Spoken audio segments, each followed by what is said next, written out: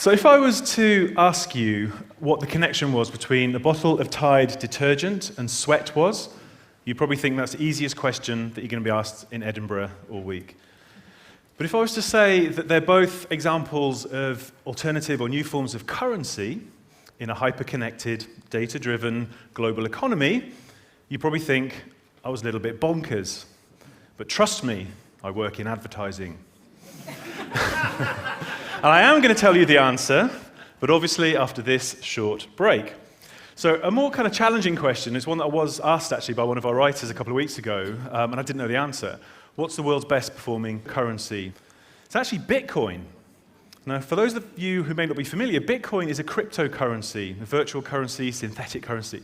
It was founded in 2008 by this anonymous programmer using the pseudonym Satoshi Nakamoto. No one knows who or what he is. He's almost like the Banksy of the internet. And I'm probably not going to do it proper service here, but my interpretation of how it works is that Bitcoins are released through this process of mining. So there's a network of computers, a challenge to solve a very complex mathematical problem, and the person that manages to solve it first gets the Bitcoins. So the Bitcoins are released, they're put into a public ledger called the blockchain, and then they float, so they become a currency. And completely decentralized, that's the sort of scary thing about this, which is why it's so popular. So it's not run by the authorities or the state, it's actually managed by the network. And the reason that it's proved very successful is it's private, it's anonymous, it's fast, and it's cheap. And you do get to the point where there's some wild fluctuations with Bitcoin. So in one level, it went from something like $13 to $266, literally in the space of 4 months, then crashed and lost half of its value in 6 hours. And it's currently around that kind of $110 mark in value. But what it does show is that it's sort of gaining ground, it's gaining respectability. You get services like Reddit and WordPress are actually accepting Bitcoin as a payment currency now. And that's sort of showing you that people are actually placing trust in technology, and it sort of started to trump and disrupt and interrogate traditional institutions and how we think about currencies and money. And that's not surprising if you think about the basket case that is the EU. I think there was a Gallup survey out recently that said something like, in America, trust in banks is at an all-time low. It's something like 21%. And you can see here some photographs from London where Barclays sponsored the City Bike Scheme, and some activists have done some nice piece of guerrilla marketing here and doctored the slogans. Subprime peddling, Barclays takes you for a ride. These are the more polite ones I could share with you today, but you get the gist. So people have really started to sort of lose faith in institutions. There's a PR company called Edelman that do this very kind of interesting survey every year, precisely around trust and what people are thinking. And this is a global survey, so these numbers are global. And what's interesting is that you can see that sort of hierarchy is kind of having a bit of a wobble, and it's all about heterarchical now. So people trust people like themselves more than they trust corporations and governments. And if you look at these figures for sort of the more developed markets like UK, Germany, and so on, they're actually much lower. And I find it sort of scary. People are actually trusting business people more than they're trusting governments and leaders.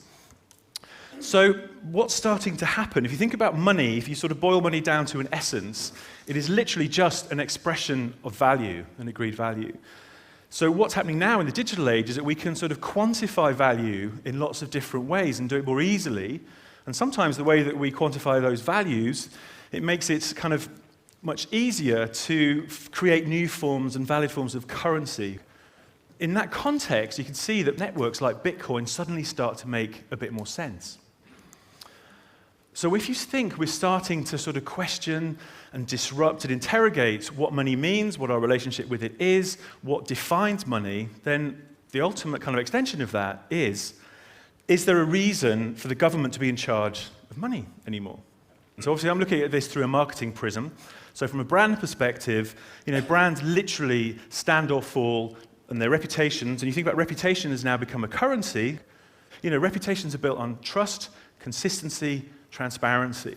So if you've actually decided that you trust a brand, you want a relationship, you want to engage with a brand, you're already kind of participating in lots of new forms of currency. So you think about loyalty. Loyalty essentially is a microeconomy. You think about the reward schemes, air miles. And the Economist said a few years ago that there are actually more unredeemed air miles in the world than there are dollar bills in circulation. When you are standing in line in Starbucks, 30% of transactions in Starbucks on any one day are actually being made with Starbucks star points. So that's a sort of Starbucks currency staying within its ecosystem.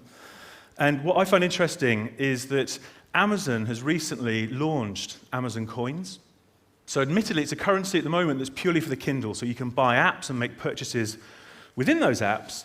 But you think about Amazon, you look at the trust barometer that I showed you, where people are starting to trust businesses, especially businesses that they believe in and trust, more than government. So suddenly you start thinking, well, Amazon potentially could push this. It could become a natural extension that, as well as buying stuff, take it out of the Kindle, you could buy books, music, real-life products, appliances and goods and so on. And suddenly you're getting Amazon as a brand is going head-to-head with the Federal Reserve in terms of how you want to spend your money, what money is, what constitutes money. And I'll get you back to Tide, the detergent now, as I promised.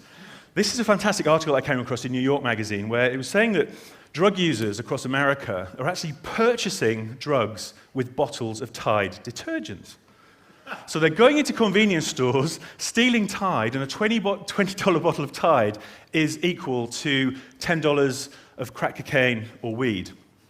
And what they're saying, so some criminologists have looked at this and they're saying, okay, Tide as a product sells at a premium. It's kind of 50% above the category average. It's infused with very complex cocktail of chemicals, so it smells very luxurious and very distinctive. And being a Procter & Gamble brand, it's been supported by a lot of mass media advertising. So what they're saying is that drug users are consumers too. So they have this kind of, in their neural pathways, when they spot Tide, there's a shortcut. Say, that is trust, I trust that, that's quality.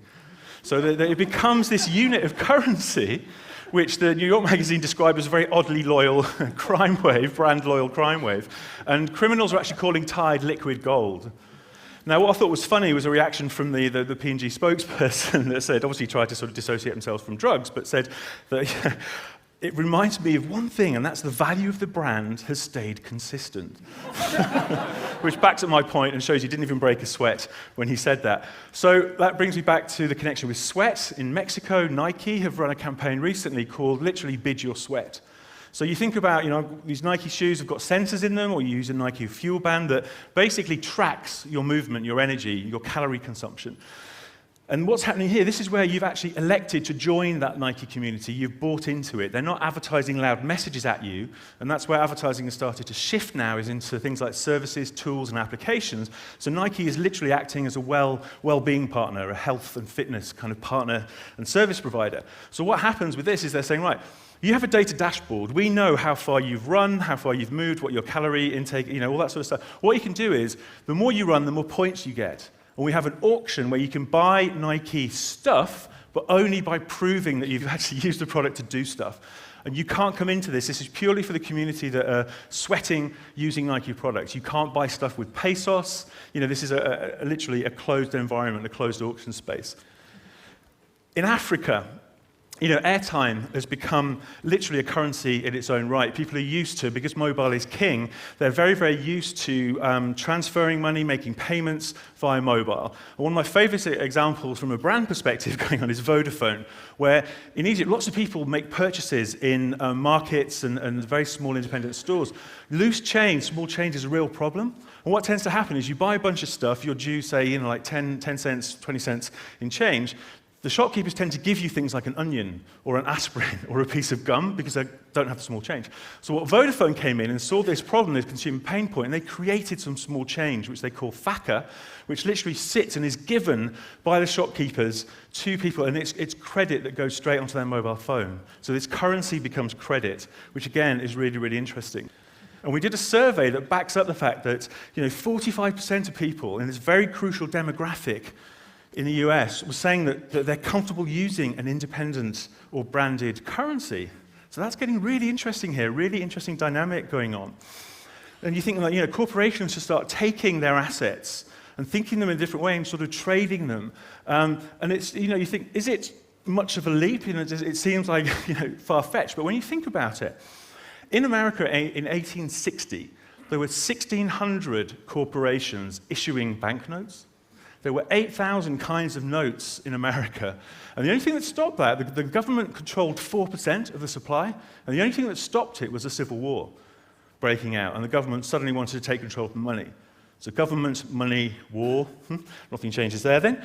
So, so what I'm going to ask is basically, is history repeating itself? Is technology making paper money feel outmoded? Are we decoupling money from the government? You think about brands are starting to fill the gaps. Corporations are filling gaps that governments can't afford to fill.